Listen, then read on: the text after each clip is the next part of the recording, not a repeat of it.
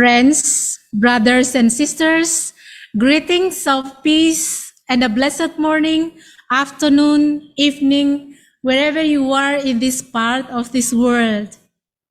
I am Sister Maria.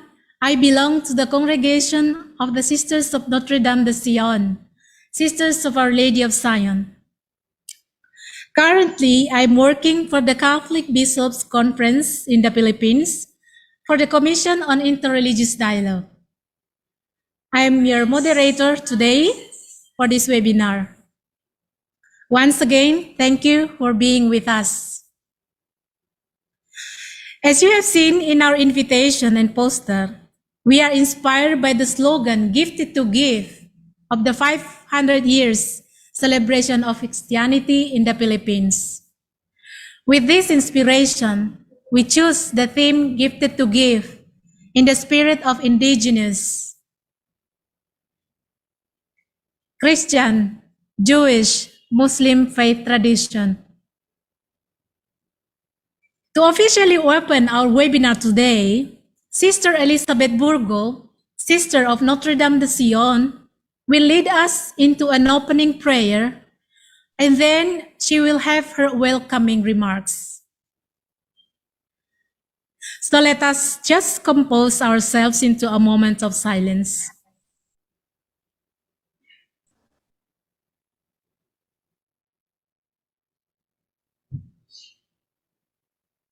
Loving Creator God, we praise and thank you for your abounding gifts to each one of us. Today, as we begin our webinar, we entrust everything to you, for we are nothing without you. We humbly ask that you grant us the grace to be open and attentive to the sharing of our speakers as they talk about the unique giftedness of their faith traditions. Dear Lord, we are virtually gathered here today with the intention of learning from one another. Please guide us to the right path. May our efforts bring us to deeper insight, understanding, wisdom, and respect for one another. May our faith give us courage to act wisely and to work together in repairing our world. Amen. Hi, I'm Elizabeth Borgo, a Sister of Zion. I'm delighted to welcome you to the second installment of our webinar series on interreligious dialogue. For those who are not familiar, we Sisters of Notre Dame de Sion is committed promoting dialogue among the different religious traditions. Last year, we highlighted how Abrahamic faiths promote harmony in the world. This year, we were inspired by the slogan of the celebration of 500 years of Christianity in the Philippines, "Gifted to Give." Today, we will hear how Indigenous, Jewish, Christian, Muslim faith traditions share their unique giftedness with the world. Enjoy listening, and thank you. Thank you, Beth, for your opening remarks. So at this time, before we proceed, I would like to mention the program flow for our webinar. Our presentation will start with Indigenous, followed by Judaism, Christianity, and Islam. Then, after all the panelists finish their sharing, there will be time for questions and answers for everybody, for the panelists to respond. During the whole session, we encourage you to write your question in the part of the Q&A box. You can see that in the lower part of your screen. You can see the Q&A box. And if you have any comments, reflections, and insights, you can write them down on the chat box.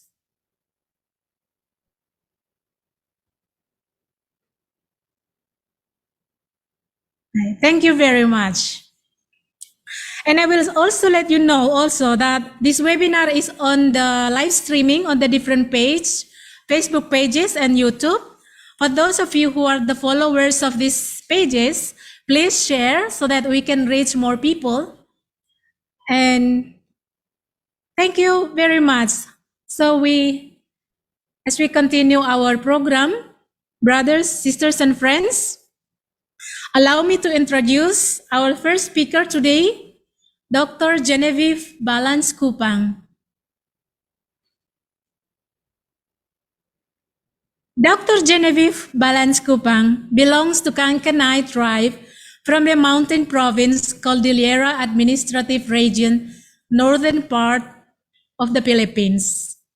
She is an anthropologist, author, consultant, correspondent, peace educator, and researcher. She has represented in the indigenous people in many forums, table discussions both in the Philippines and abroad. Currently, Dr. Genevieve is the chair of the special interest groups of the World Council for Curriculum and Instruction, a trustee of Asian Social Institute, a member of the Uni-Harmony Partners Manila, a president of Yaman Interdisciplinary Research and Development on Social Sciences, and the vice chair of Sandiwa, Network of Advocates for National Minority Rights. Please, let us welcome Dr. Genevieve Balance Kupang.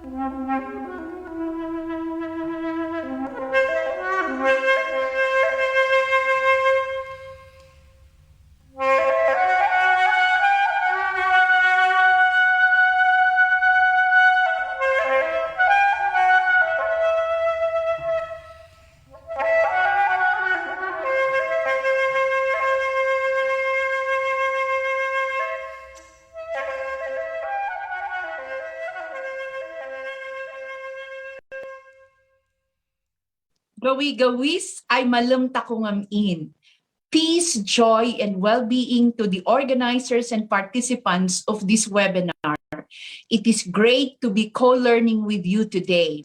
My presentation is dubbed Giftive, the Indigenous People's Earth-Based Traditions of Nurturing the Beauty in Human to the Holy in Nature.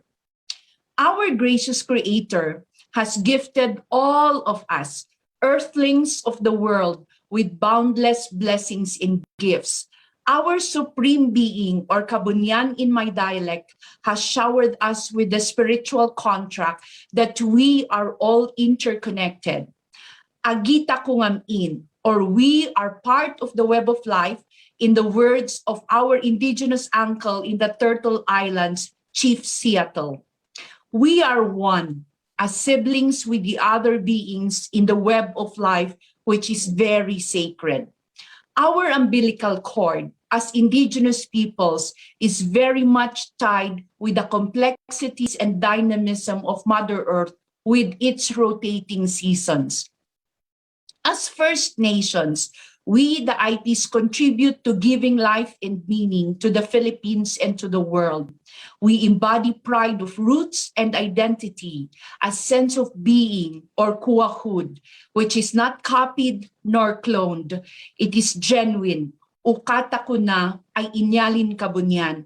This is given to us, which is given by our Supreme Being.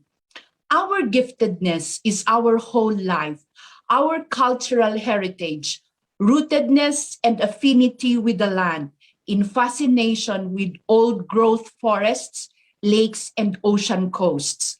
The nurturance of the beauty in humanity include adornments, crafts and weaving traditions, chants, unique languages, ceremonies and rituals of thanksgiving, healing, and environmental care, varieties of heirloom rice, seeds of fruit and vegetables, wisdom, indigenous cosmologies of sustainability, governance in ancestral domain management, vujong or peace pact, tungtungan or dialogue or intertribal exchanges, spirituality, which is creation-centered, ngilin or holidays, lingaw or rest, and inayan na moral codes. Let me dwell more on the following subtopics. Letter A, deep reverence for Mother Earth and all created beings. Humanity is a part of the strand of life. In reference to spiritual matters, the IPs like the Igorots, like myself, exhibit a sagacity and stand in awe with what we cannot understand. In this case, it is a matter of wisdom and a sign of greater intelligence. We have a cosmic, mystical view where there is a deep respect of the land we call Mother or Ina, the source of life that feeds us for centuries. There is now an international recognition that the IPs are the guardians of the vast natural environment who learned from our ancestors how to carry out the integrated environment management systems that consider the present and future generations. Thus, our nurturing care for all created beings is an act of reverence for Mother Earth and the Great Spirit that has created all of us. We were gifted with diverse seeds, inherent whole seeds at the center that are the foundation of our food system and which is rooted in a culture of belonging. We, the IPs all over the world, have a beautiful love stories with the seeds. I'd like to tell this story. In the 1900s, Cordillera was not spared from famine. Elders went to nearby places like Ilocosur to look for food. An American missionary was surprised to see an Igorot guarding a few bundles of rice panicles while a lot were already starving to death. American missionary to the husky Igorot in G-string. Young man, why don't you give out those few bundles of rice to save 1 or 2 lives? Igorot guard to the American, Apo, that's a way of respect. Those seeds are for the future to save not only 2 lives, but 2,000 lives. As Rowan White in 2019 puts it, encoded in these seeds are ceremonies, seed songs, stories, and lineages, as well as migration stories. It is contrary to the dominant Western worldview, the large capitalist system that has villainized and exploited the seeds, treating them as inanimate objects. We consider the seeds as our relatives, and so it is our responsibility to care and protect them. Whereas many people have forgotten the immensity and the power of the seeds, we IPs have a bond. We have seed keepers and protectors for diversity. These seeds, when grown, have nourished us in multitudes of levels: spiritual, physical, cultural, emotional, and social at its core. It is what we celebrate during our Lumdang. Letter B, the image of the IPs in culture in the arts. We have an intrinsic harmony with the land expressed in culture and the arts. Among IPs, there is a higher and loftier pursuit like the creative practice of the traditional artists, healers, master weavers, chanters, musicians, dancers, without whose dedication to their discipline, many MA or PhD holders would have had nothing exotic to write about for their thesis or their dissertation. The IP's multitude roles create a strong sense of community, expanded selves, as a counterpoint to the narrowing of consciousness in contemporary life or too much specialization. In our traditional communities, every person is so nurtured to perform multiple roles. Letter C. Our forests and our backyards are our pharmacies. In the IP mountain abodes, one can find vibrant, untouched, pure, age-old canopy and trees and vines, towering outdoor forest cathedrals that give out pure, clean air that can heal the stresses of city folks or pilgrims who long for a place to unwind and be close with the divine. Yes, the mountains, hills, and ocean coasts where the simple indigenous peoples dwell are places of healing and rejuvenation. Dr. Dominic Gayoni, a missionary medical anthropologist who studied the Kankanay in the northern Philippines, found out that we have developed over the centuries meaningful ways to manage diseases and preserve health. It was he who affirmed that our forests and our backyards are our pharmacies. We learn to look for our well-being by adapting the cultural resources inherited from our ancestors to the present-day clinical reality. Letter D. The indigenous creativity, a seedbed of sustainable development in collaboration with people of faith. Dr. Felipe de Leon, former chair of the National Commission for Culture in the Arts, asserts that understanding fully the social and cultural roots of our traditional creativity could lead to the appropriate cultivation and wise utilization of our cultural assets, from which our comparative advantage in the global society can develop.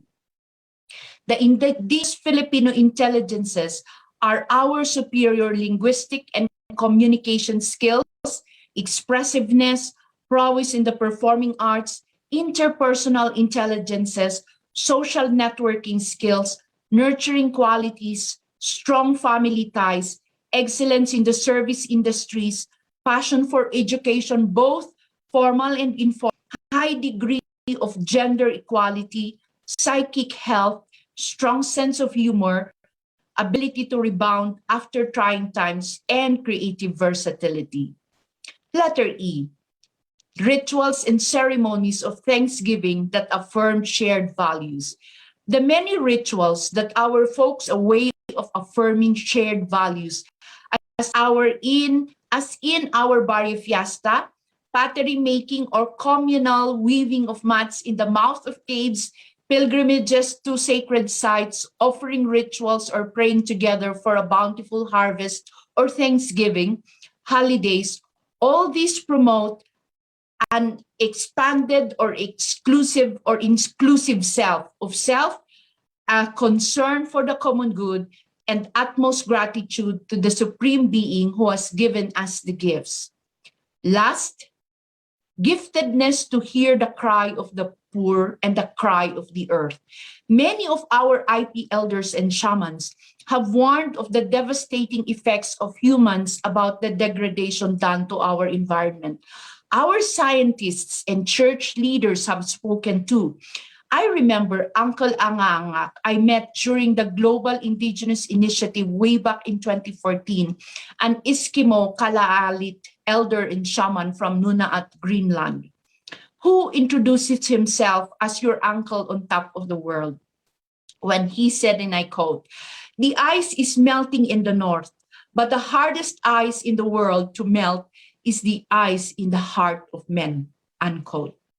Aunt Bibiaon Likayon Bikay, a Manobo woman, elder from the south, also expressed in I quote, "We are not interested with the entry of large business, of mining companies, or of all the money that the latter has to offer.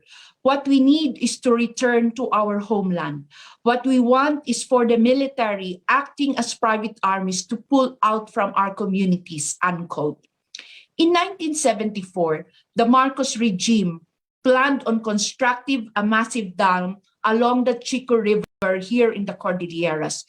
It was planned that the structure would cover 1,400 square kilometers of rice terraces, orchards, and ancestral graveyards. The administration then thought it would meet little resistance from the IP tribes, even if it would displace over 100,000 people from their homes. Our Cordillera tribes found our voice in Mari Dulag. Though he was not formally educated, Dulag found the right words to defend our people.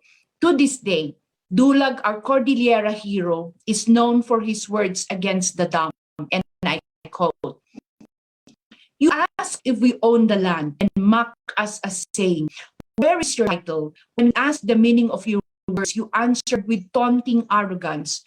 Where are the documents to prove that you own the land? Titles, documents of ownership, such arrogance to speak of owning the land, instead are owned by it. How can you own that which will give you?" Unquote. Dulag was murdered by the soldiers in his own house, but his spirit lives in us as we continue to advocate against aggressive development and do our mission towards sustainability. The seedbed for mission work towards justice, peace, and integrity of creation is very rich among us in the IP territories. This is where we request your generous support from among you, our religious brothers and sisters, so that we can work together to oppose the plunder of our indigenous territories via the entry of large-scale foreign mining industries, logging concessions, conventional farming that relies on chemical intervention to fight pests and weeds, but which cost harmful crops, causing illnesses to humans. These have caused subsidence, chemicalization of waterways, and contributed to the loss of biodiversity. This brings to mind a prophecy of the Cree Indians, which I quote, "When the last tree is cut down, the last fish eaten, and the last stream poisoned, you will realize that you cannot eat money." When will we people learn? In closing, let me share with you what I've learned from Chief Phil Lane of the Turtle Islands. While we're dealing with problems, we take note of the renewed consciousness in this 21st century that is bringing us to make whole what we have fragmented in the past. We see the positive waves of consciousness advocating care for the planet Earth and a holistic view of life. Let us work together to build harmonious, sustainable communities where peace, justice, and integrity reign. Mun iya manak. Salamat po.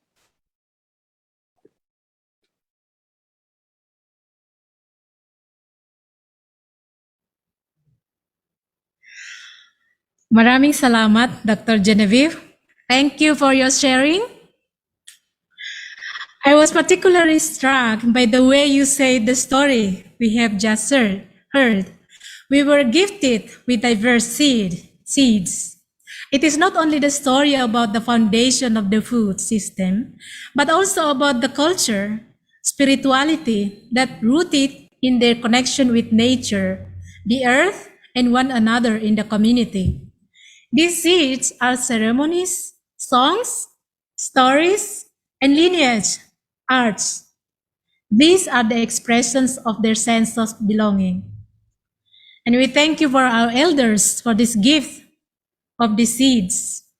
But you also pointed out that each challenge is our society, especially in the Philippines.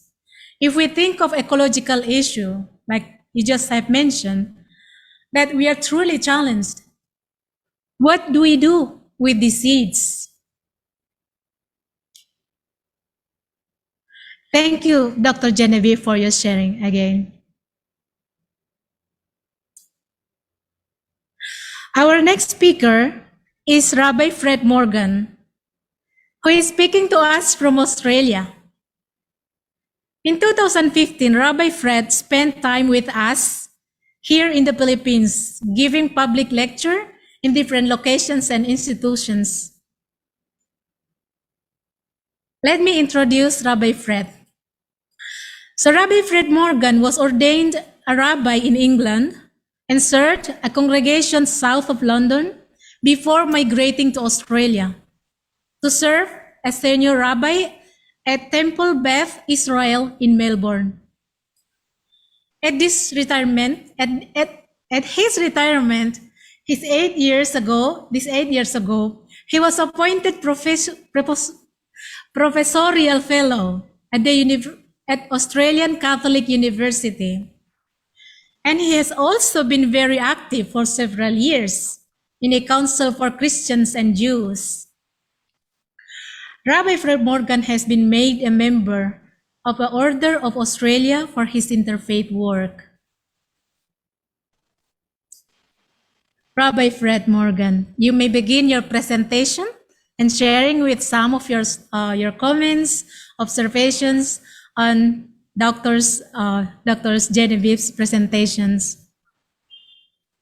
Please let us welcome Rabbi Fred Morgan. Thank you so much, Maria. Thank you for having me as part of this panel. And thank you for inviting me to make a few remarks about Dr. Genevieve's Balance Kubang's presentation on the gifts of the indigenous peoples. It was a great presentation. I learned a lot from it. And it resonated very strongly with the indigenous peoples whom I've learned about here in Australia, whom we call the Aboriginal people, because it's only recently that I think greater respect is being paid to their traditions and what they've given our society here in Australia. And many of their gifts paralleled the gifts that Genevieve spoke of, particularly their relationship with the land and the idea that land is not something to be possessed, but rather something to be protected. In other words, that we have custodianship for the land, responsibility for the land. I love the expression seed keepers. I think that's how the Aboriginal people would see it, that they are seed keepers for the land. And certainly that's one of the great gifts that I think we have to learn more about from the indigenous peoples everywhere. That sensitivity came out over and over again in what Dr. Genevieve spoke to us about, their sensitivity to the environment. I think the focus on local issues and local community is very important. The idea that our true growth comes locally from the people around us, the people we experience life with from day to day. I certainly got that out of Genevieve's presentation. But at the same time, a sense that these local communities make up the web of life right across the globe. So everywhere we act locally, but we think globally.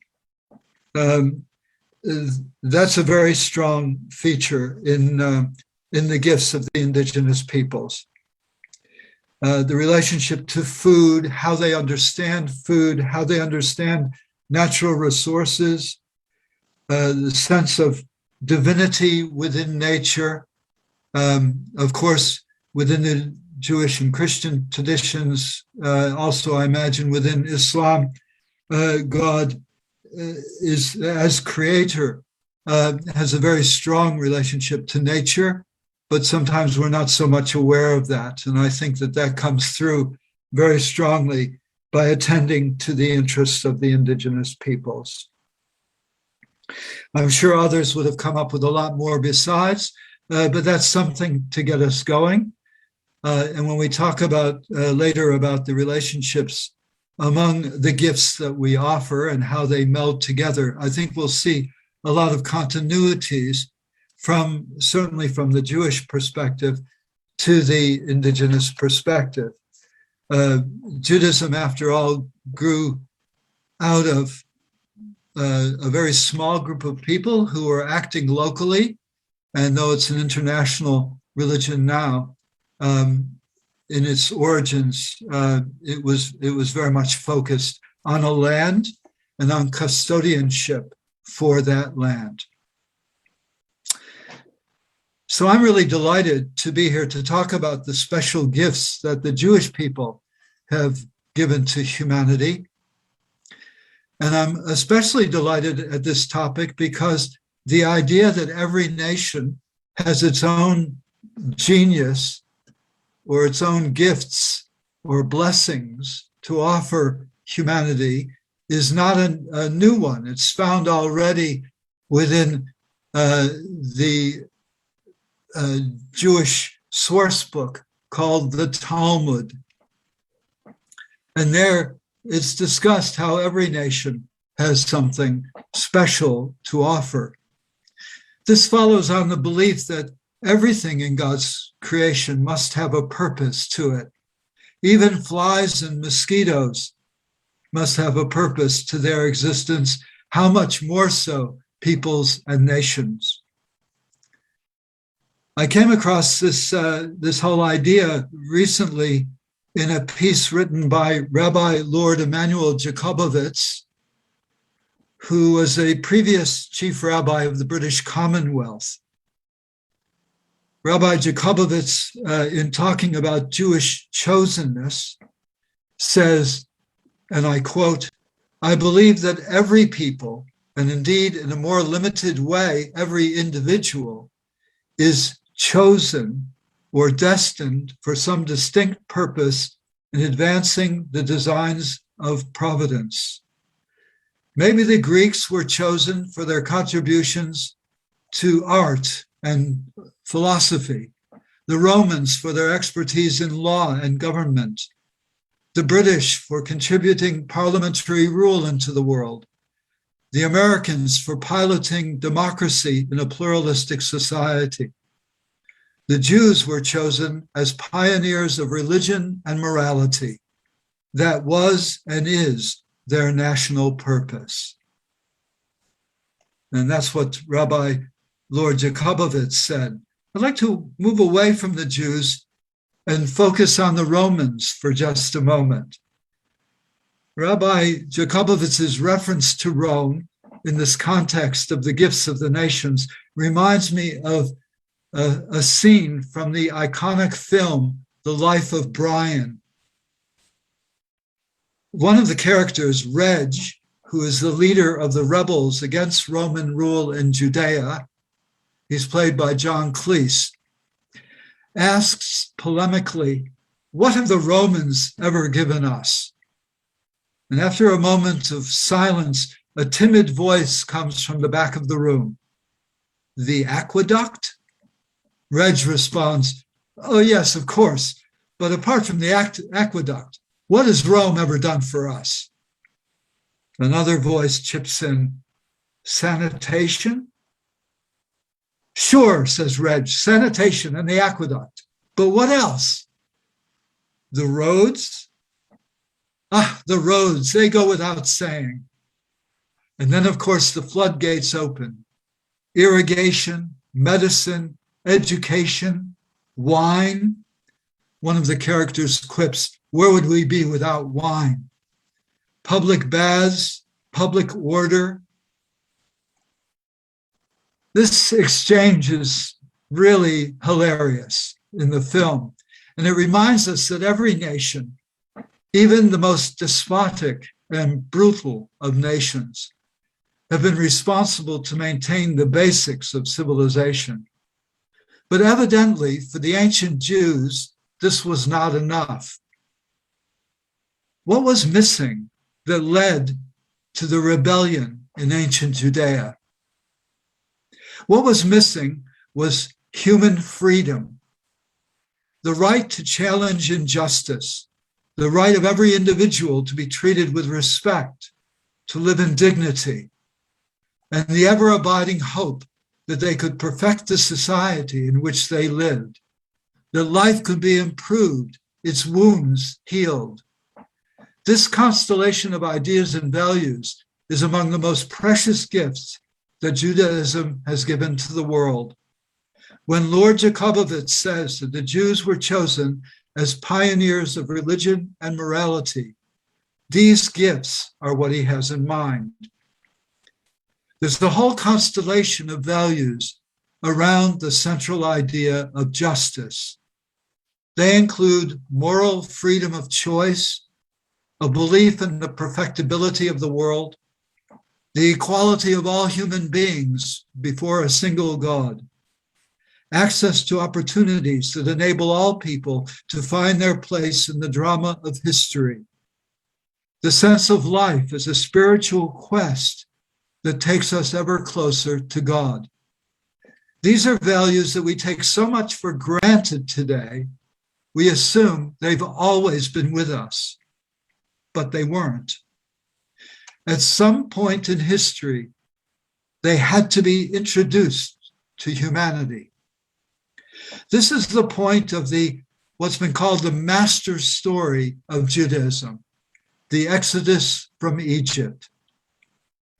The Hebrew word for Egypt is Mitzrayim, and this is interpreted in Jewish sources, not geographically, but allegorically, to refer to oppression or narrowness, in Hebrew, Meitzar, hence Meitzar Mitzrayim, the constriction of the human spirit.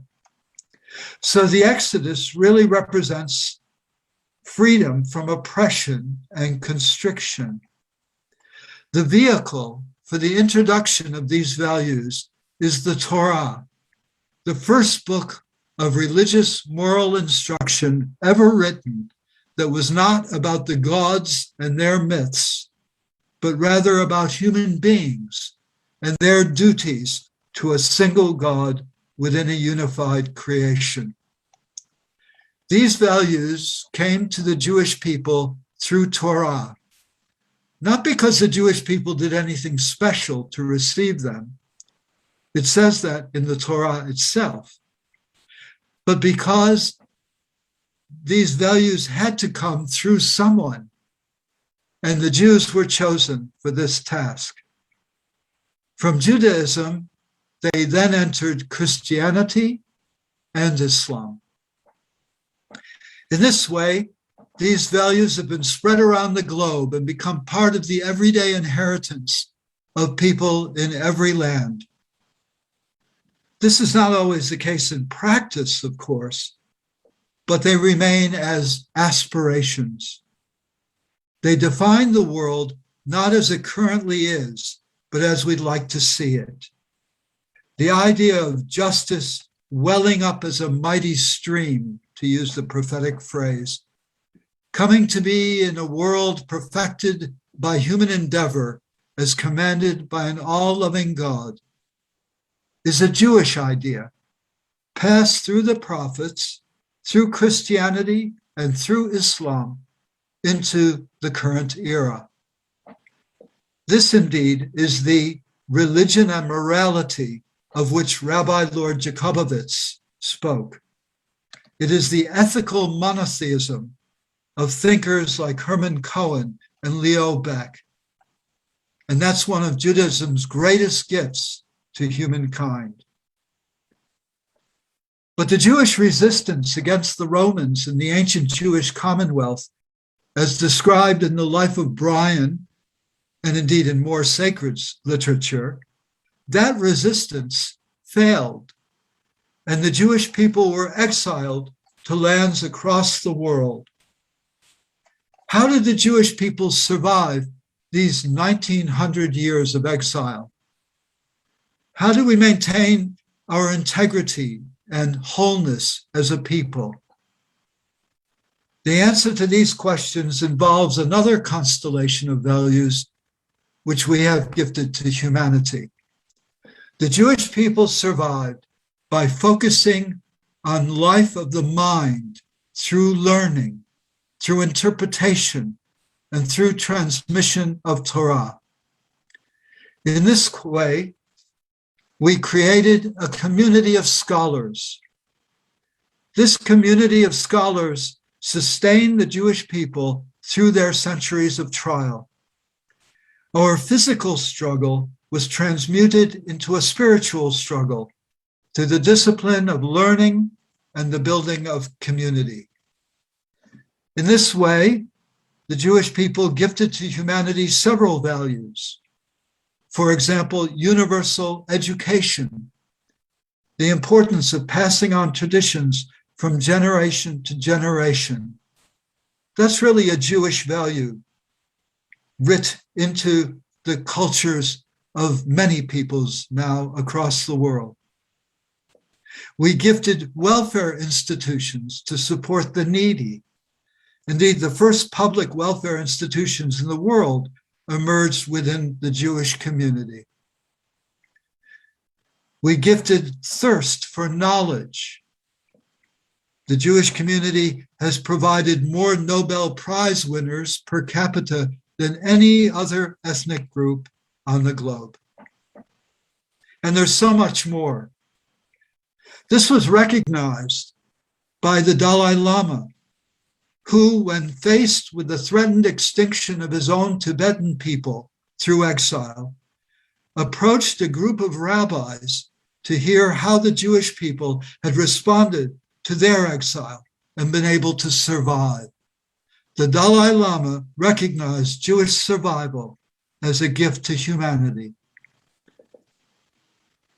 If ethical values and respect for human freedom represent the first gift of the Jews to humanity, then survival through shared traditions and community welfare represent the second gift. The third gift that the Jewish people have given to humanity has been identified not by a Jew, but by a Catholic, Thomas Cahill, in his book, Time. In the pagan world, he argues, time is cyclical. Nothing really changes. There's no opportunities for social advancement or reform, or what we might call progress, because time is seen as an endless cycle of seasons, always returning to the same. This was understood by the scholar of religion, Mircea Eliade, and theologized preeminently in the religious systems of ancient Greece, Mesopotamia, India, and also, I believe, in indigenous communities. Judaism changed that by introducing to the world the notion of linear time. Things can and do change. The world can be improved. The brokenness of the world can be repaired. There are possibilities for wholeness, for shalem, and with that, shalom, peace. We can imagine a future that is different, and we can strive to pursue that future. This means there is always hope. Even when we are in the greatest despair, we can hope for a better future. Rabbi Jonathan Sacks has stressed we can do what we can to bring about that future. Rabbi Sacks called the Jewish people agents of hope. Hope, the powerful sense that we can alter the course of history by our actions, is Judaism's third gift to humanity. Human freedom, the skills of survival, and hope. These are the three great gifts of the Jewish people to humanity.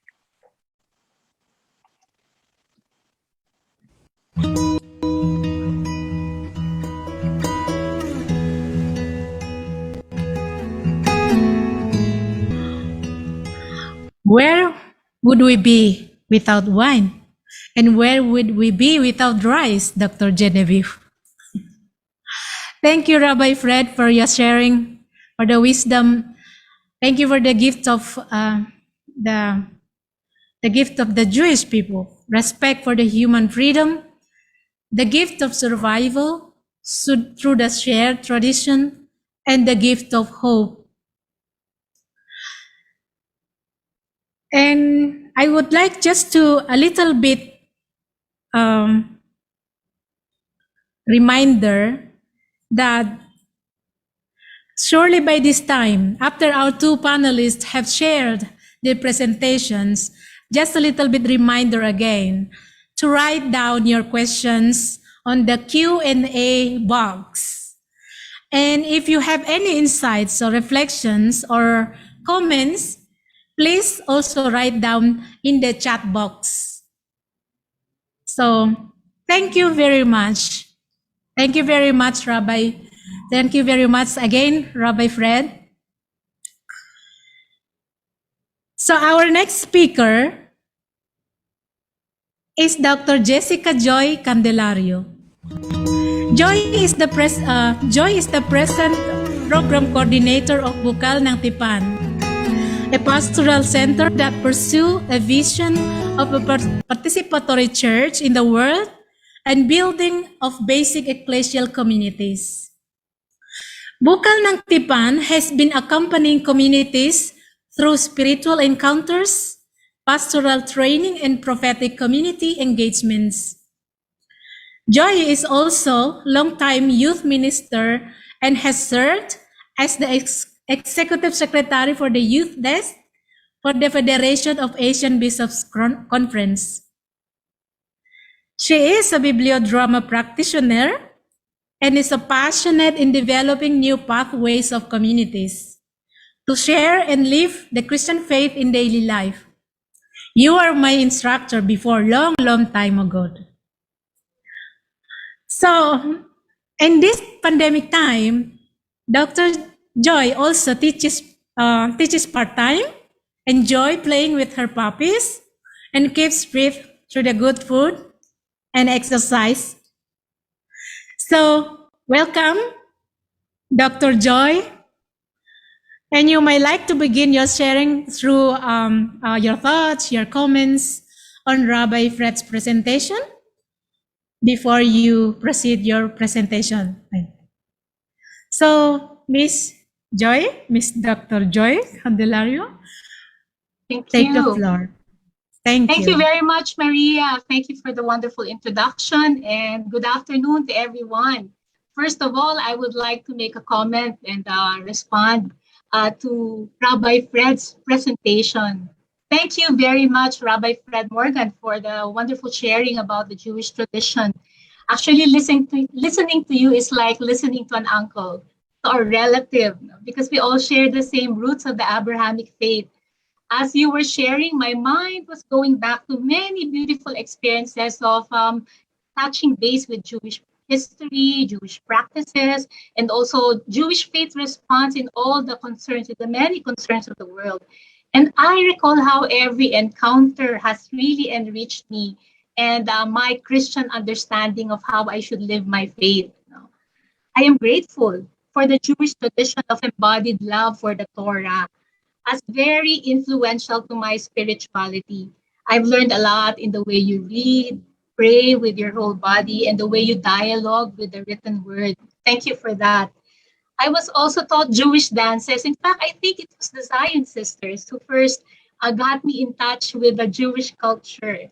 And this rediscovery of the body, through the Jewish tradition, has helped me to really imbibe that also in my life, but also in my ministry, encountering the God in a body God in a bodily way, sensing God, no, as you were saying, the sense of life as a spiritual quest, no, which is very bodily. Of course, you have mentioned beautifully your pioneering work of reading and interpreting the Torah from different perspectives, and how it has also taught you to dialogue with life and with the different realities, no, in the light of faith. No? So I know that it is a very great contribution to the world, and the Christian tradition has also learned a lot, no, from your pioneering efforts. I was particularly struck when you mentioned the gift of Jewish survival as a gift of humanity. I couldn't agree more. Embodying the Exodus story, which is the core memory of your tradition in daily life and in every struggle, is something worth emulating for the world. Your story of endurance through 1,900 years of exile, facing torture, alienation, and death has inspired and will continue to inspire the world. It helps us to believe in the gift of hope that is so deep in the hearts of those who believe.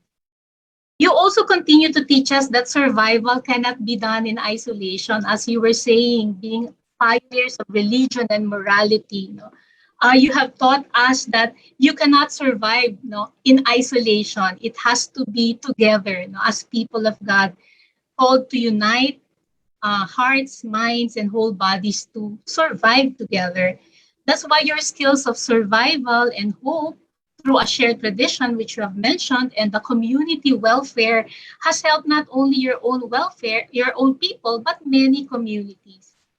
Actually, in this pandemic, as we are all confined in our homes, we see the need to put forward the role of the family as the domestic church and the need to facilitate the priesthood of all believers. Definitely, we can learn from your faith tradition of Passover and your rituals to emphasize the role of the family in teaching the faith to children and living the faith together. You also gave voice to the real story of suffering through your own history, and you sought to understand God's presence in suffering. It has helped the world, not to look at structural and systemic roots of suffering, which we are all a part of, which we are all complicit to. In this regard, I'd be interested to ask how the Jewish community has interpreted this ongoing pandemic. I'm sure with your richness of Jewish scholarship in the different disciplines, you have been dialoguing also with the written word and science, no? Which plays a big role in this crisis. No? I would be interested to hear about that. And of course, I couldn't agree more when you said that every nation has a gift to all humanity and every individual chosen for a special mission. As we celebrate 500 years of Christianity here in the Philippines, that is my wish actually, that we become a nation believing that we have a gift to share, that we are one, in pushing forward a vision for the world, but also for ourselves, a world of freedom, justice, and human flourishing for all. So thank you, Jewish tradition. Thank you, Rabbi Fred, and Shalom. Thank you so much. With that, I would like to continue with my reflection on what the Christian faith has gifted the world. Let me just pull up my presentation. Okay. So I've entitled my sharing Gifted to Give, Christian Communion, Solidarity, and Mission. First of all, I'd like to thank the organizers, the Sisters of Zion, for choosing the theme Gifted to Give as a topic for reflection and dialogue today.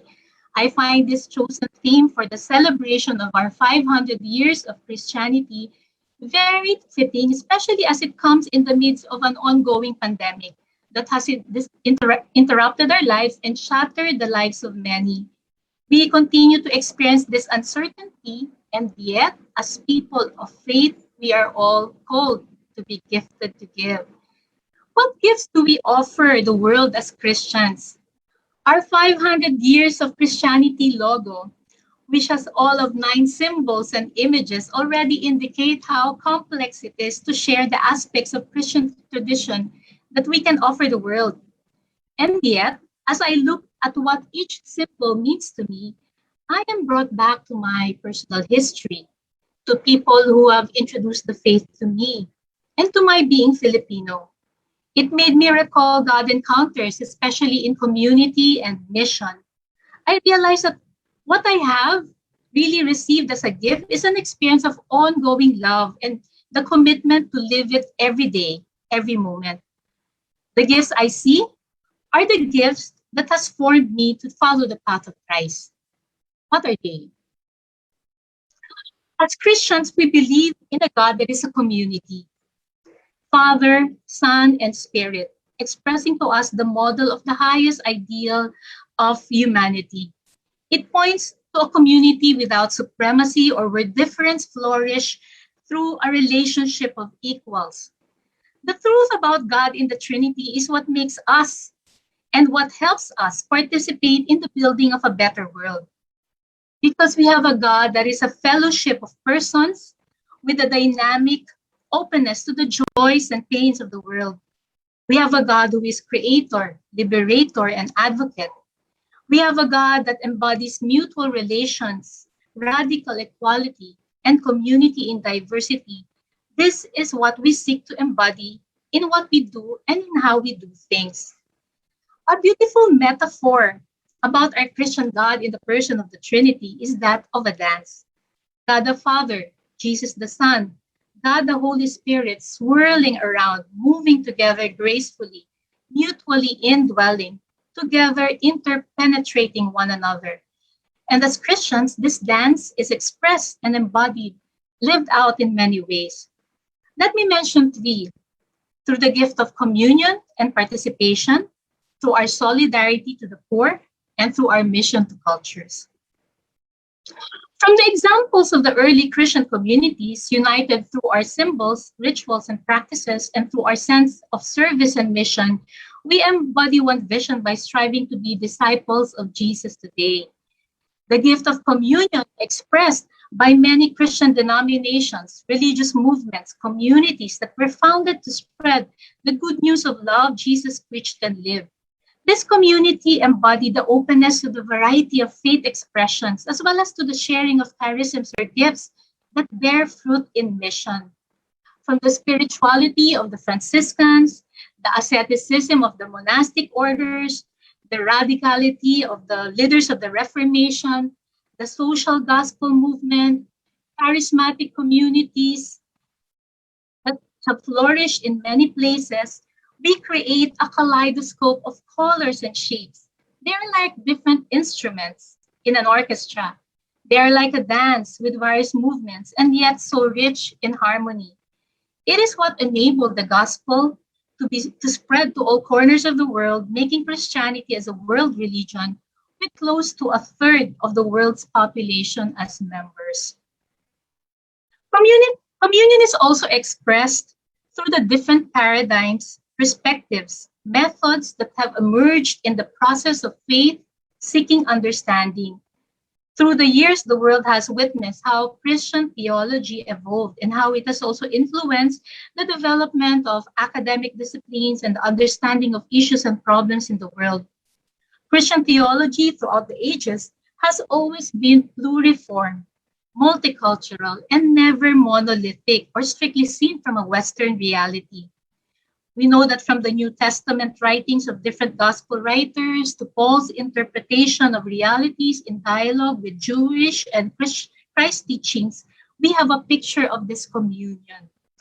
We speak about theology of church fathers, liberation and contextual theologies, feminist, Black, cosmic theology, and yes, Filipino theology, deepening our understanding of the Christian vision through the lived experiences, issues, and problems humanity faces. Throughout history, especially in pivotal moments and times of conflict, we have also exercised the spirit of communion through a process of dialogue, discernment, and call to action. In the inspiration of a communal God, we uphold the sense of faith in every person. The gift of communion is experienced through a church that not only teaches, but learns from one another. Christianity has also exemplified solidarity with the poor and the vulnerable. Jesus welcomed the sick, the sinners, the women, the poor, those from other ethnic backgrounds. He enabled them to discover their dignity and empower them towards the full life. Christian ministries have the welcoming of the other rooted in all that we do. Christian charities in places affected by war and famine have provided for food, shelter, clothing, and also have advocated for creating pathways for sustainable development. Christianity has not only advocated for their plight from a distance, but like Jesus, it has taken a preferential option for the poor and the vulnerable. From a charity model that engaged Christians to give to the needy and give up earthly possessions to facilitating systemic change for holistic human healing and development. During the Reformation era, they saw the need for change to take place within the church so that it can fully embrace the plight of the others. And in the modern period, Christian leaders also took the lead in instilling change in governments and industries propelled by the Christian vision. In a powerful way, the realization of the dignity of the poor from the perspective of liberation theology has also created more pathways to facilitating reconciliation and bringing about hope for all. Through raising awareness about their issues and through the building of communities with them, Christians are empowered to take up their role in changing their own situations, becoming agents of transformation and active participants in the building of a better world. Mission to cultures. Christianity has also shown the value of dialogue in bringing forth the gift of cultures. A theologian once said, "It is not that the church has a mission, but the mission has a church."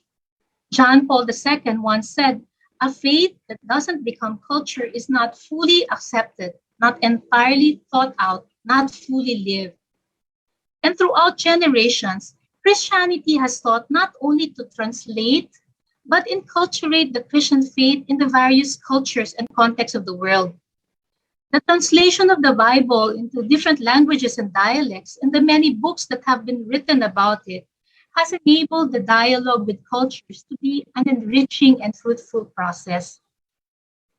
When the local church in the Philippines began preparing for the celebration of 500 years of Christianity, there was actually a big debate about whether it is, after all, something that we need to celebrate, for Christianity came by with and through colonization. While it is true that we still suffer from the wounds of many centuries of colonization, Christianity also helped us discover what we are gifted for as Filipinos. Christianity has crystallized our shared wisdom, strengthened our cultural energy, and harnessed our collective agency as a people. Unlike what earlier history books have taught us, Philippines already had a very rich culture when the Spaniards came. We had a spirituality as a people. We had priestesses called babaylans who facilitated the experience of God through nature and community. This spirituality beautifully merged with what the Christian missionaries have shared with us. As we welcomed them with open arms, we also appropriated our practices into the Christian practices and rituals. We were gifted with parish communities and mission stations, and we thank the missionaries for helping us set up structures for people to find a sense of community. But long before they came, we already had barangay, balangay, which had structures in place for economy and trade, even with our Asian neighbors.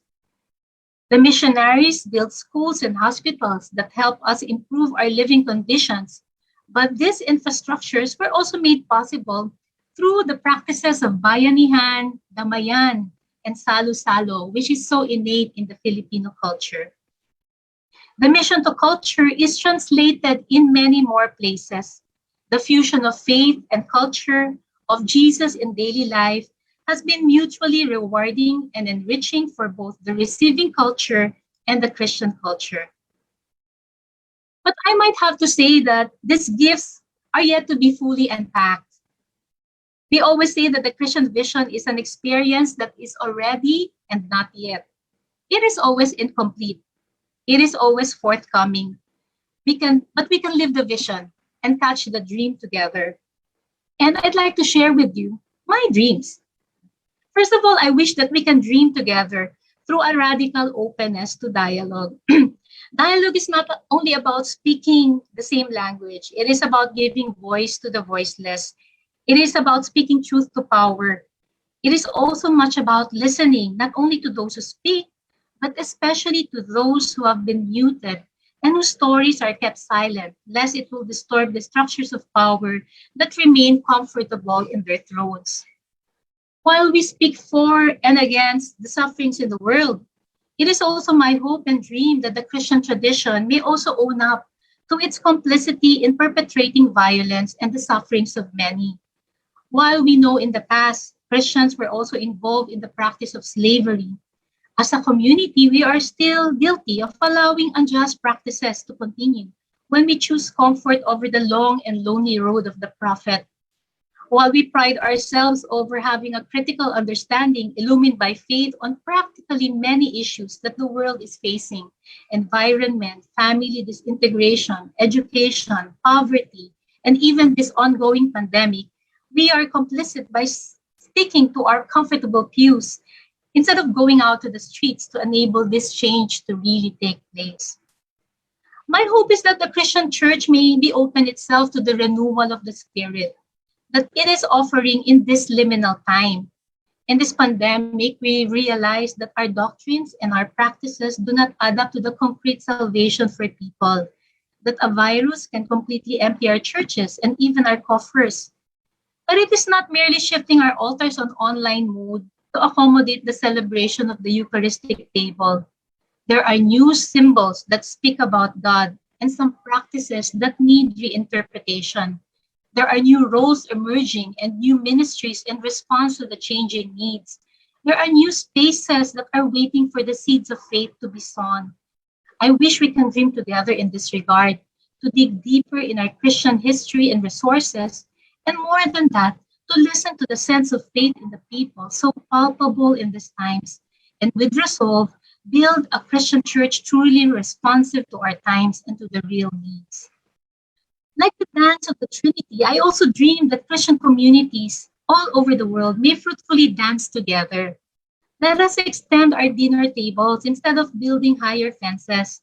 Let us not only talk about unity during the day of Christian unity. There is much more we can offer the world if we collaborate and create a more effective networking scheme among ourselves. We are still competing sometimes, rather aloof to embrace one another as Christians. We are not even aware of each other's giftedness. And so I wish that we could dance together. Also, we see social friendship being facilitated by the openness of local and international organizations in alleviating poverty through concrete practices to protect the environment. Let us join ranks and not hesitate. The Pope's encyclical Laudato Si, or the care for our common home, is actually about UN Sustainable Development Goals. Let's not hesitate to speak the same language with them when we talk about a better world. Let us be open to understanding the world's ills through other perspectives and disciplines. And by doing so, they're also participating in the dance of the Trinity. It is in these ways that Christians can live our gifts fully, and by doing so, fully give what we have received. Thank you very much.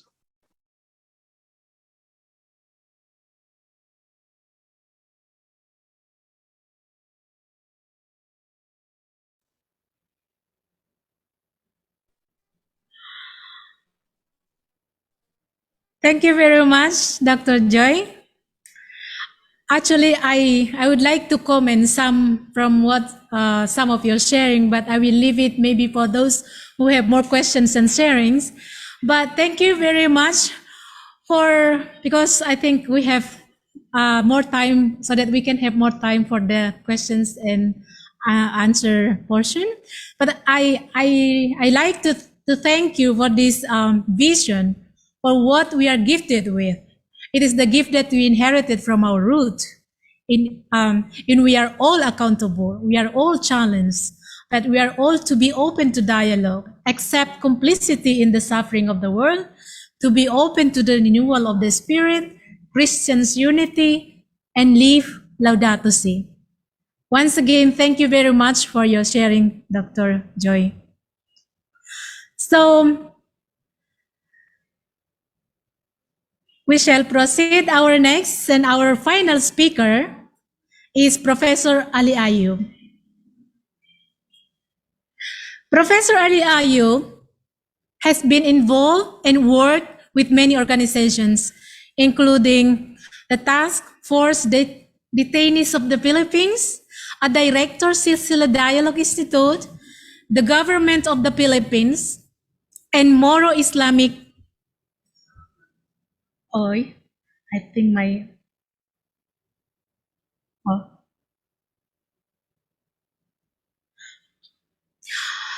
A director Silsila Dialogue Institute, the government of the Philippines, and Moro Islamic Liberation Front, Peace Panel Technical Working Group, and vocal person for higher education of Ministry of Education, Bangsamoro Autonomous Region in the Muslim Mindanao. I think I can know.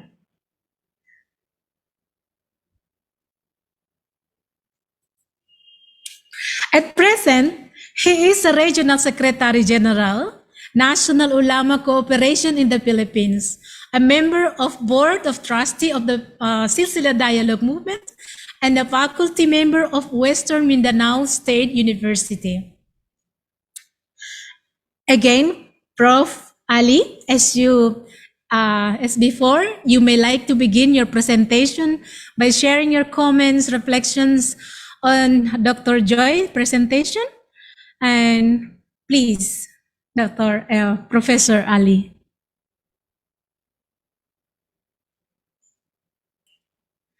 Yeah, it seems to have, we have a little bit, with the internet. Maybe we will present you first his presentation before he will respond to Dr. Joy's presentation. Assalamu alaikum wa rahmatullahi wa barakatuh. We would like to express our gratitude for this invitation, and also we would like to greet the Catholic Church for the 500 years anniversary, founding anniversary in the Philippines. Now, the topic or the sharing I would like to share with you, and the theme for this, gifted to give. We are gifted to give because the gift of faith has enabled and inspired us to respond to the challenges and problems we are facing today. Our faith traditions, the Abrahamic faith, ever since have contributed to humanize our existence, to care for others and for the earth. We may differ in our rituals and doctrines, but spiritually we are one and connected in loving God and loving our neighbors. In our tradition, in our faith tradition, the Iman, the concept of taqwa and ihsan, this is the level of a submission to the will of God. So the highest level of submission to the will of God, we must be the embodiment or manifestation of the image of God. The Rahman, caring, Rahim, loving, and Adil, the just. Thus, we are called to spread godliness upon the earth. Also in our Islamic faith, the concept of Tawheed, unity of intention, word, and action, must be operational. It is a faith in action. The Tawheedi relationship, the vertical, the Tawheed Uluhiyya, the vertical relation between God and man, should be connected through the submission to the will of God, motivated by the love of God, and also the horizontal relationship, what we call Tawheed Rububiyya, human to human and other creation, must be also the translation of that relationship with God, the love of God, and this one is the love of our neighbors. And to do this, we need to have a total human development. so that we will have we will be fully equipped. We need to have intelligence quotient. This is for rationality, emotional quotient for social intelligence, and spiritual quotient for discernment and wisdom. To have adversity quotient and love quotient, so that we will be a witness, living witness of our faith. And to do this, we have to have this concept of dialogue of life and life in dialogue, to be in harmony with God, with self, with others, and with creation. And so, God's image must be seen in us, in our intention, words, and actions. And manifestation of this faith in action, I would like to share with you the experiences of the Muslim leaders and Christian leaders in the midst of conflict. You know, in 1974, at the height of war in Mindanao, Grand Mufti Abdul Ghani Yusuf invited Archbishop Cruces to join him inside the masjid during the Eid al-Fitr prayer after the Ramadan fasting in Campo Muslim in Zamboanga City, in telling the Muslims and Christians that the war is not about religion and between them, but because of political reasons. Also after the siege in Zamboanga, we also responded to the needs of the IDPs, especially the healing process. So our intervention, the spiritual psychosocial counseling to IDPs, especially for children traumatized by the war, by the conflict. Also, we did interfaith prayer rally inside the evacuation center, where faith leaders attended, and we did also relief distribution, and also we provided prayer place to IDPs for social healing. And also the symbol is very important, especially when people see their leaders, the bishops and the muftis visiting the devastated community after the siege, and also telling the people that it's not the conflict between religions and also between Muslims and Christians, but because of political reasons, the political violence. And also, one of the very effective also, the National Ulama Conference of the Philippines, or Cooperation of the Philippines, also developed a module for madrasa and also khutbah for Friday prayers, and these are used in of the textbooks of in the madrasa, and also references for delivering khutbah during Friday prayers.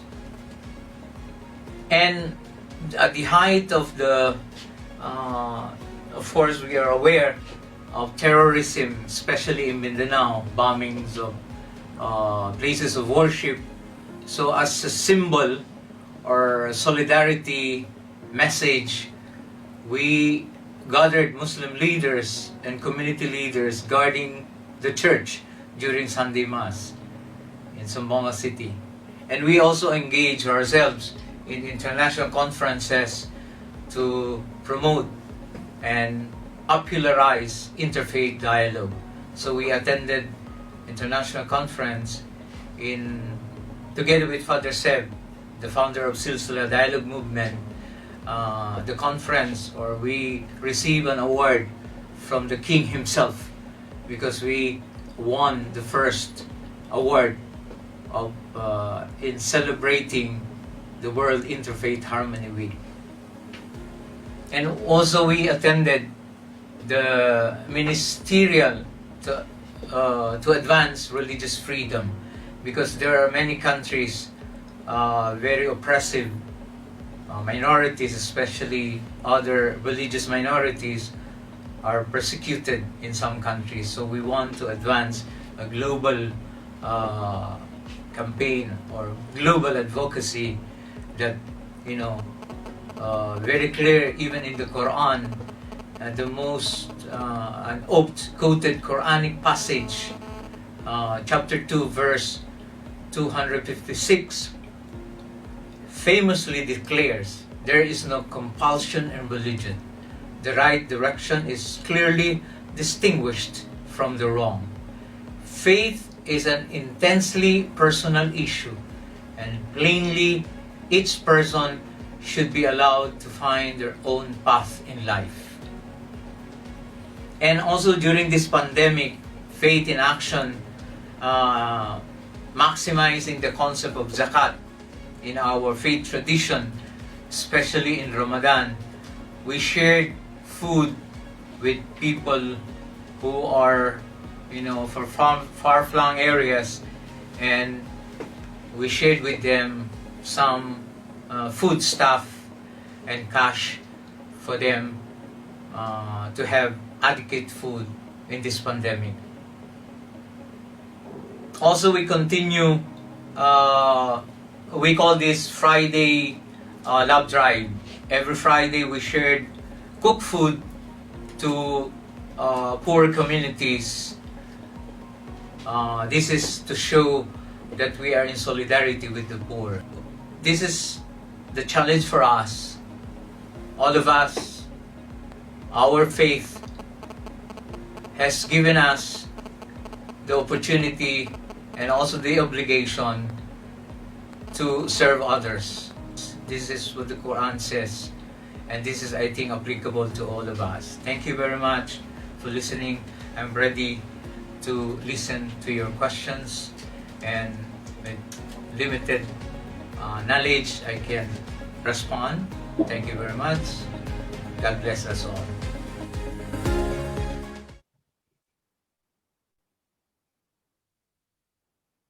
Sister Maria, can I say something about the presentation of Dr. Joy? Sorry, I'm mobile. There is an emergency. I have to bring my wife to the clinic. So, but because this is very important, I have to uh, online, even on mobile phone. Yes, please, Rabbi, please, Prof. Ali. Yes, Dr. Joy, I want to share something based from your presentation.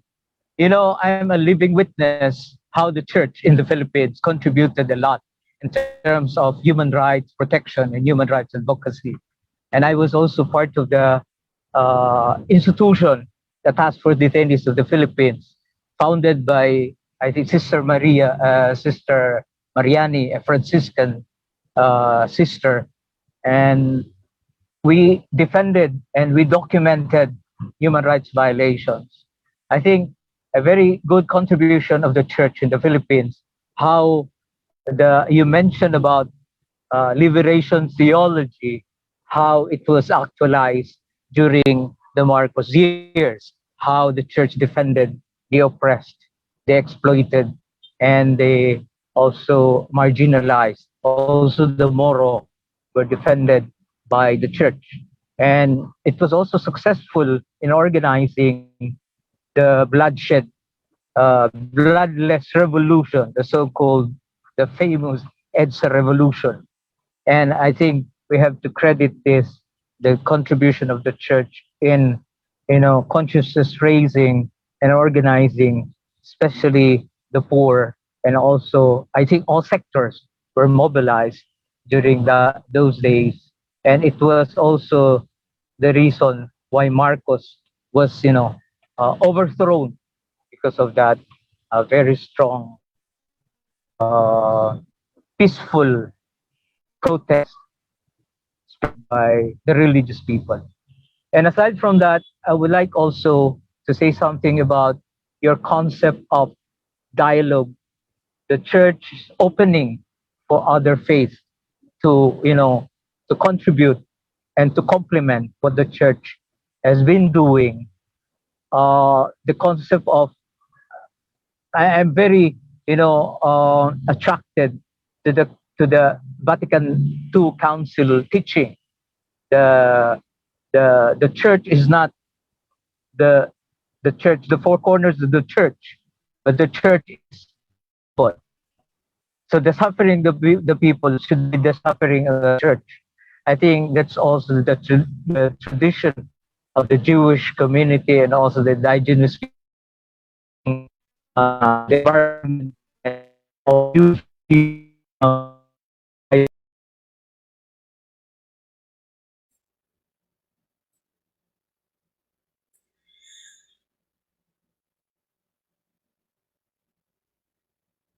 I think we lost again Prof. Ali's internet. So, but we really pray and hope that Prof. Ali will safe with his as he bring his wife to the clinic. And so while perhaps if Prof. Ali will come back and I hope that he can continue to be with us. So I thought that Prof. Ali, the sharing or the response from Prof. Ali will somehow preparing us to our next portion for our program, question and answer portion. Perhaps we can start with Jenny. If you are ready, you may open your video.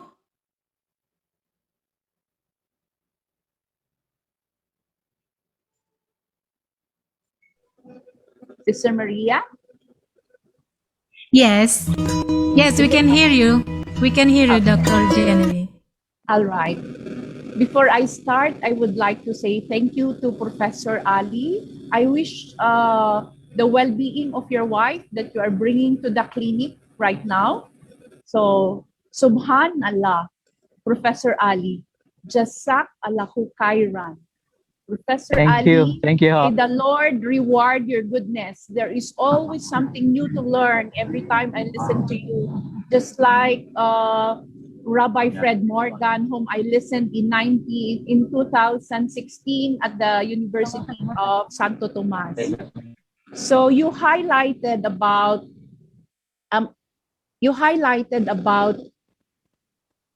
your your giftedness in your tradition's strong religious faith and put premium on the centrality of the common tenet of the Abrahamic faith, which are the two greatest commandments, love of God and love of neighbor.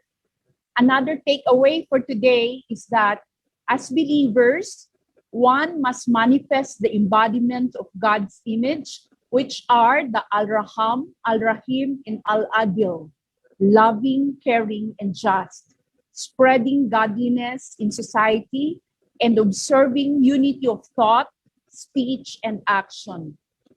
During this volatile, uncertain, complex, and ambiguous situation, we know exacerbated by the pandemic, we know as believers that God is in control. And we appreciate your faith in action through your amanat, your relief program, sadaqah, your cash assistance, your Friday love drive, capitalizing on the concept of zakat or almsgiving from your faith community. I remember your picture when you were giving food to the one of the community members in the island of in Zamboanga, which is far away from the city. That is very good to see. I miss that place. The community pantry is being carried out by Muslims, Christians, and indigenous peoples all over the Philippines. It's a very beautiful sight to see. In fact, our bloggers, even foreign bloggers, would repeat it and would show it again to the world. The love that comes from Allah, God, or Kabunyan in my own dialect, is seen flowing naturally in every place. That's how we should humanize the world, by being in solidarity with those who suffer and those who are most in need. May I express my infinite gratitude to you for sharing the concrete examples of your commitment to dialogue with the Silsila Dialogue Movement and others partners here and abroad, spreading the culture of dialogue with its four pillars: dialogue with God, self, others, and creation. To my co-panelists, highly esteemed Rabbi Fred Morgan, Dr. Joy Candelario, and you, Professor Ali Sakaluran Ayub, please know that I have a profound respect and sonorous appreciation to the Abrahamic faith traditions that the three of you represent. You are welcome here in the Mountain Province. If time will be okay, you have a home here in our Iyaman farm. As a researcher of world religions, I have been genuinely fascinated and enriched by the beauty and true essence of organized religions. Maniyaman ako.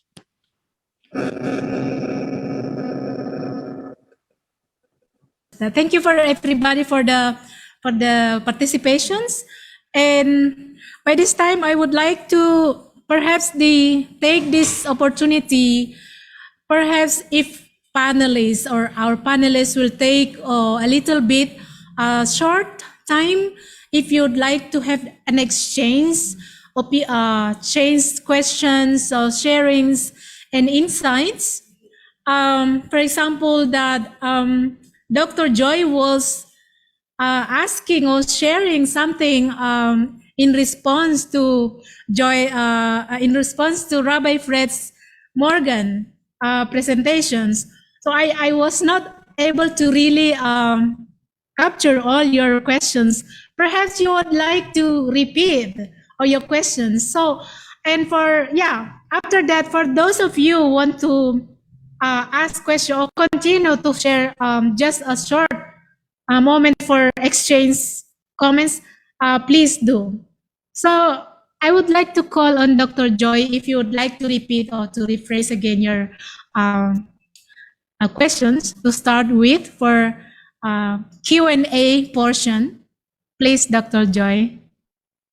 Yes, I was asking Rabbi Fred about how the Jewish community has been involved or engaged in dialogue in these pandemic times. No, they have always been at the forefront of scholarly work and also dialogue, with the word, in daily life. So how has it been for you in these pandemic times, and how have you interpreted God's presence or God's revelation in these difficult times that we are in?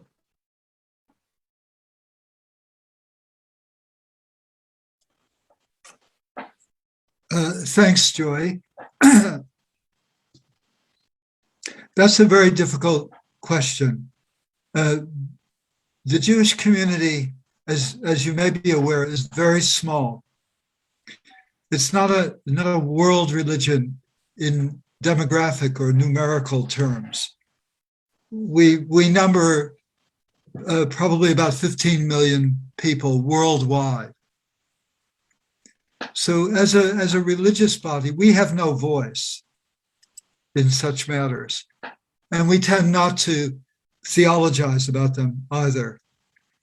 As individuals, we're members, we're citizens, we're members of communities, and many people in the Jewish community would have spoken out in different ways. But as a religion, as a religious group, no, we don't have one voice in that way. See, Judaism is very different from Christianity in that we have no hierarchies whatsoever. So there's no one to speak for us. Even though there are some rabbis who put themselves forward as the chief rabbi, in reality, the community doesn't really see them that way. The government may see them that way. It enables the government to have someone to talk to. What we're really interested in is what we call Jewish law or halakha. And the halakha on the pandemic is very straightforward. I've heard people speak about it very clearly. We are required always to choose life. So we should do whatever we can do to protect life. If that means wearing masks, we do that. If that means getting vaccinated, we do that. Having said that, however, I also have to throw in, and this is something that's really struck me in this conversation. that I am one Jewish person. I'm trying to speak for Judaism, but I can't really. Just as in Christianity, there are so many different denominations, so many different voices, and you described that beautifully. You said you're all in dialogue with one another, and it enriches you. But I think that's very recent. I think most of Christian history has not been so kind, in terms of dialogue. I think dialogue as a concept is very recent.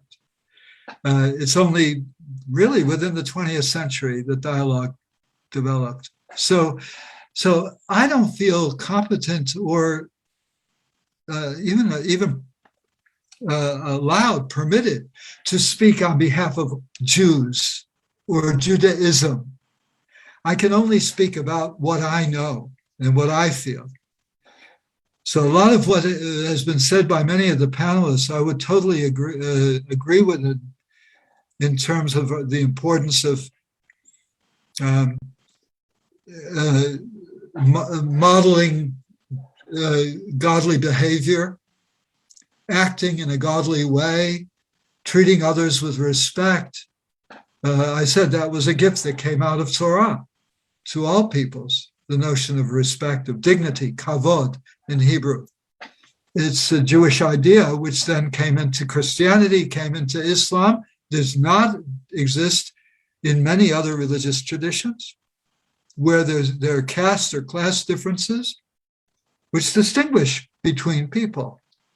Not all people are seen in the same way. And so I find in this conversation, the attempt to pick out the gifts is really what we see as gifts, as individuals, and what we would like to see. Whether it truly reflects our religious traditions is another matter. And I would really open that up to the audience. How do they see it? Have they really heard the truth today, or have they heard versions of the truth, which are good, but maybe not the whole truth to them? Thank you, Rabbi Fred. We all speak from our location, right? So that is very well said, as you mentioned. We carry half the truth, or probably a portion of it, as we experience our faith lived in daily life. And it is always not complete. Thank you.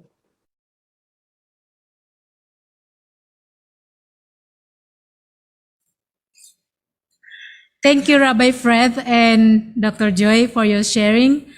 And perhaps we can have one more panelist to respond or wants to share any insights before we move to Q&A portion. We have quite a lot of questions here, but if you like to have one more panelist to respond, or please do.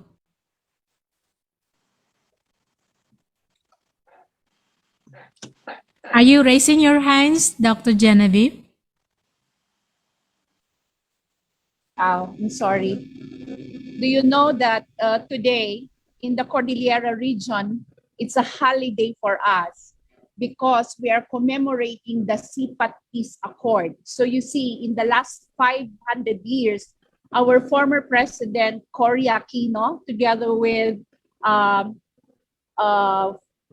Father Balweg, had the peace accord in one of the hotels here in the Mountain Province. And that was today we're actually commemorating the 1986 peace talks that happened between the national government in the Cordillera People's Liberation Army. And now we're actually enjoying the fruits of what they've talked about, where more or less there is peace in this part of the country. So I find it interesting that we're talking about our giftedness, what we are supposed to give. And in my dialect, we call it tungtungan. Dialogue means tungtungan. It's interesting to tell you that here, among Christians, Christian leaders like our priests and nuns, together with our indigenous leaders, and intergenerationally, we also invite the youth, children, women, women's groups, where they have been having, the Christians, both Protestants and the Catholic, together with our elders, indigenous people, had been having dialogue on how the culture and religious faith can come together in harmony. So I think that is also one thing that is very important to share in this when we talk of our giftedness. So, for example, now we're experiencing difficulty, and in reality, there are some of us who give in psychologically to the suffering. So some would commit suicide, and that is a very difficult reality that we have to face. And recently, last month, I was invited together with Father Albert Alejo, who happened to be researching here about the life of our former bishop, um, Bishop here in Bontoc. And it's interesting that the Protestant and Catholic groups, together with the IP elders, were talking of how can we help young people not to commit, not to be resilient, not to give into hopelessness, not to give into the reality of this pandemic where we really suffer a lot. There are losses of job. There are many things that we suffer. It's very complicated. And it's interesting that there are, even during this pandemic, we have groups who think of that, on how we can further help our young people and even adults for that matter, in order for us to stay in tune with our spirituality. Because after all, it's our belief in Kabunyan, our belief in the higher power, our belief in God that actually strengthen us and give us the grace to continue living despite of the sufferings brought about by the VOCA, so to speak, exacerbated by this pandemic. Thank you. Thank you, Dr. Genevieve. Thank you for your sharing. And we have some, go forward to this Q&A portion. I would like to have this, since this person is the first one who asked question, I would like to mention these questions for all. And it was said that what are some top practical ways that interfaith networks can work to raise awareness around care for our common home? And then, so how can we, religious, become more connected and act with indigenous networks?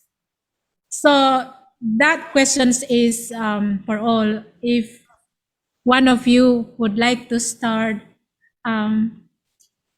please start. Please do.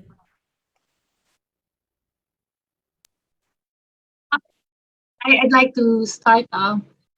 Maybe it is very clear how the response of communities in this pandemic is also teaching us as church to network, to collaborate with different communities. We realize that we are not just the voice, but one of the many voices, in this ongoing crisis. And thus, on the ground, in the local communities, there is real collaboration that is happening. People listening to the LGU, the barangays, having a word in terms of worship, and all these different ways of creative collaboration is happening on the ground, which we could all learn from. And I think this is the time to really see how rich it is, out there, that the Christian faith can still be developed, through dialogue, and that a world, a participatory world, can happen if we just, participate, as one of the participants, and just see, go with the flow, understand what is happening, and then see how we can come in. Sometimes we have ready-made programs, activities, and actually sometimes they don't fit anymore. So how about first listening to what is happening and see what others are doing, and probably we can find links there, here and there, or missing pieces that where we can also beautifully come in and help out. And then in those little steps, we can develop this networking that is so much needed. You know? So yeah, I think young people have a lot to say to that. No, young people are teaching us in this pandemic, no, how to collaborate because it is so innate in them. No, they have a way to network, to dialogue, and they're so open. No? And if we also allow the voice of the young to come in more, no, as we look into our ways of responding, we can get out of the maintenance mode, which the Pope has been speaking against, no, all the time. No? Let us go for the missionary way.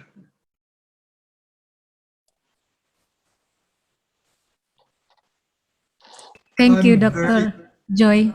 Yes, sorry, please, Rabbi Fred. I'm very interested to hear that young people are actually taking an active role in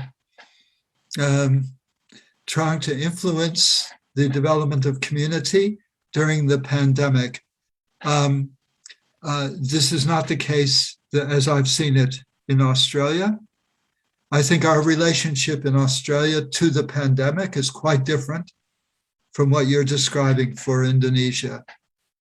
I think here it's more a matter of, do we follow the directives of the government, or do we reject the directives of the government? And that crosses, I haven't heard a religious voice about it at all from any of the communities. What we have heard on occasion is small groups within the principal religions rejecting the government's call to be careful, to look after oneself, because they put community over isolation. They won't restrict themselves because they want to meet in community. And this is causing a spread of the virus, of course. And it's led to some difficulties within each of the religions, because you have these groups on the kind of periphery of the religions who refuse to follow government directives, and then the majority who would like to follow the government directives because we want to fight the virus. That's what we find here in Australia. So I'm really interested that there seems to be some sort of spiritualized quality in the response of young people in Indonesia, because we don't have that.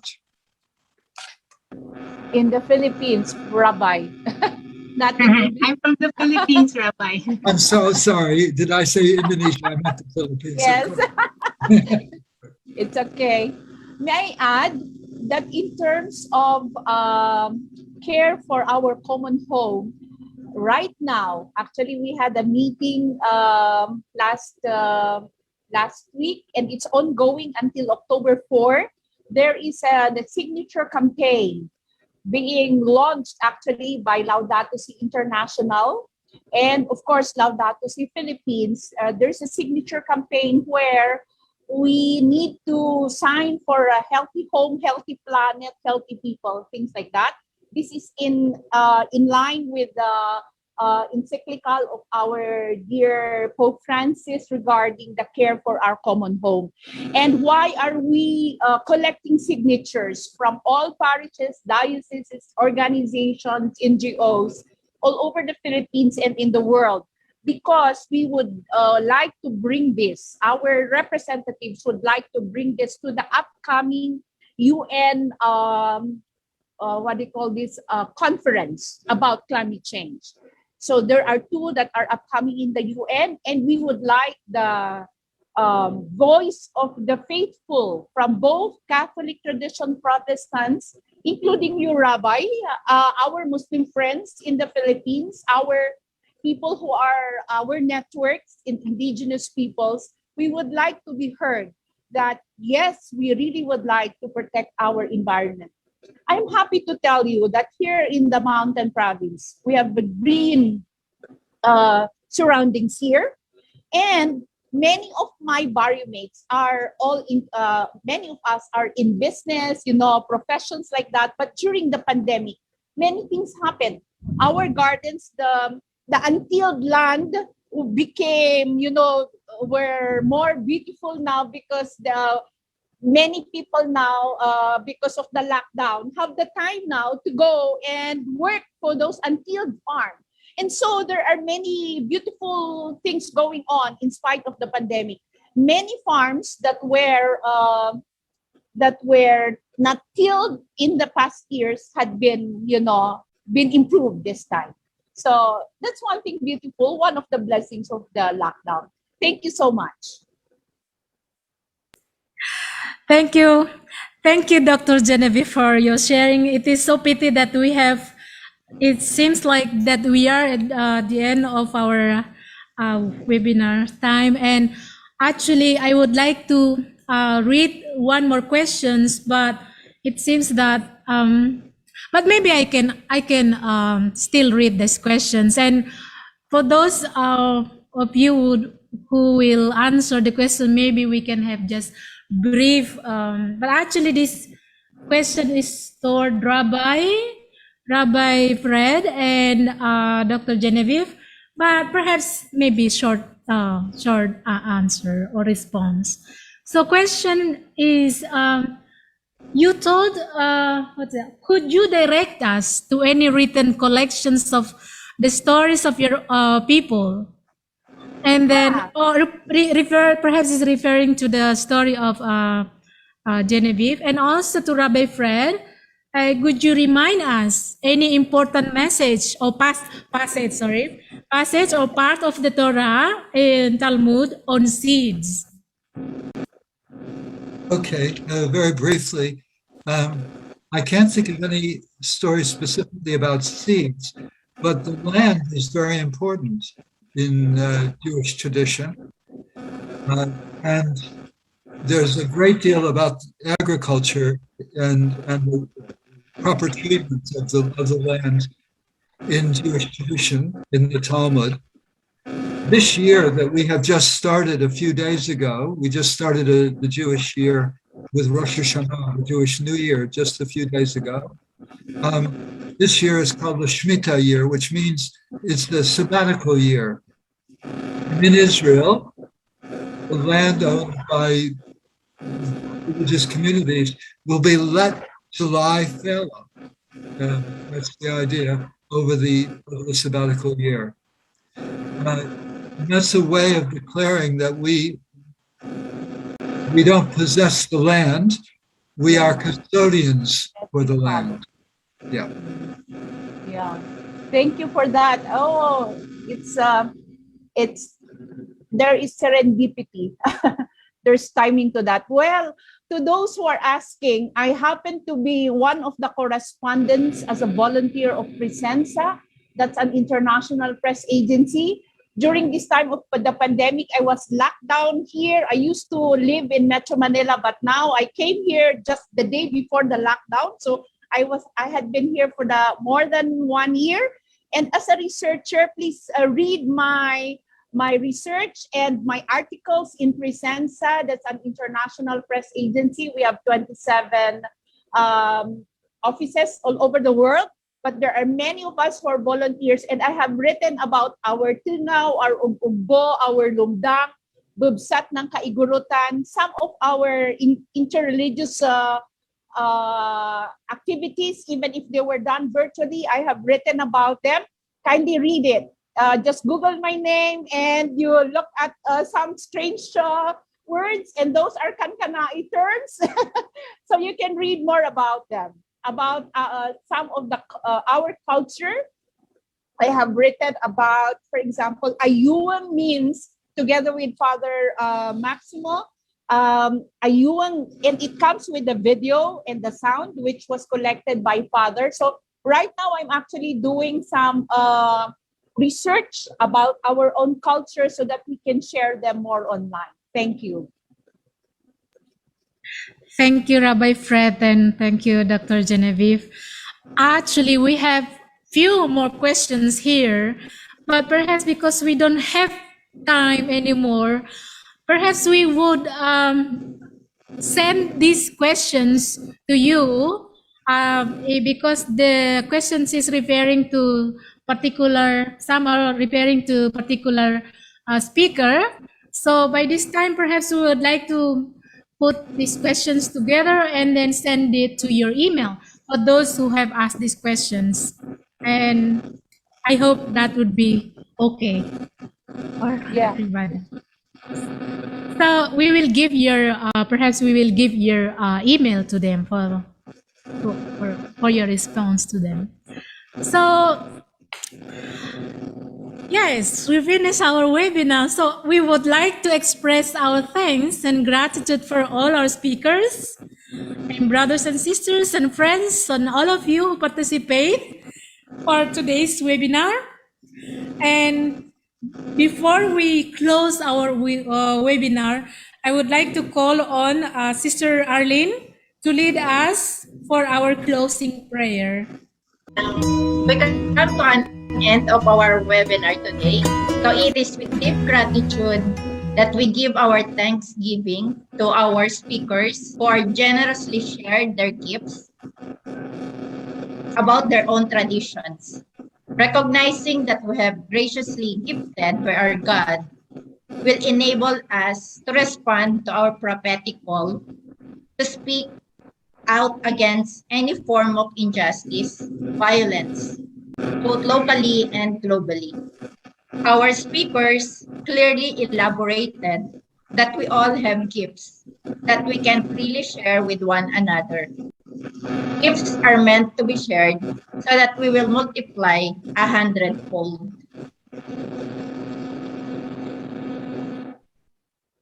With grateful hearts, we thank all our friends, sisters, networks, families, colleagues, and our partners in this webinar, the Sandiwa, CBCP News, TBCP ECID, Bukal ng Tipan, National Pulamak Operation of the Philippines, for taking part in our webinar, Gifted to Give. Our activity will never be meaningful without your active participation. Lastly, we are thankful to the CBCP News for allowing us to use their office and for helping us with our technical needs. Finally, a big thanks to our sisters here in the Philippine region for organizing this event. Thank you to each one for your contribution to make our event successful. We will end our activity by giving praise to our God through a music video entitled Harmony Prayer. Again, thank you everybody. Merci beaucoup. Toda raba. Maraming salamat. Asante sana. Shukran.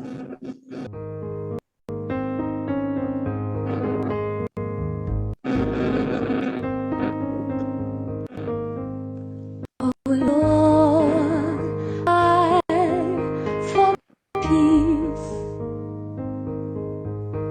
Purify my eyes to see it, and my mind to understand. Purify my heart to love it, and my memory to work for peace that comes from your love and compassion. Oh Lord, sustain my love peace, following your inspiration and the many ways that you reveal your presence and your love for all humanity with your constant style in dialogue. You care for all.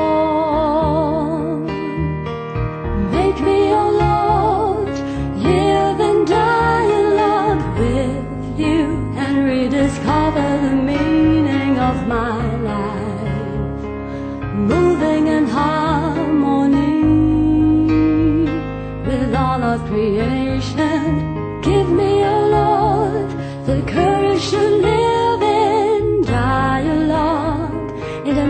our divisions and conflicts, and to build peace with all people of sincere hearts who believe in your love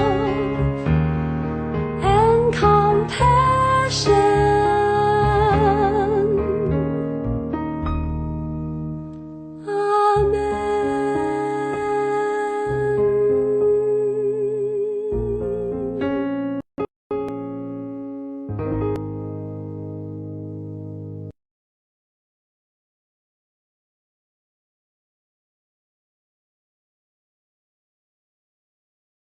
Thank you all and everyone, and God bless you all.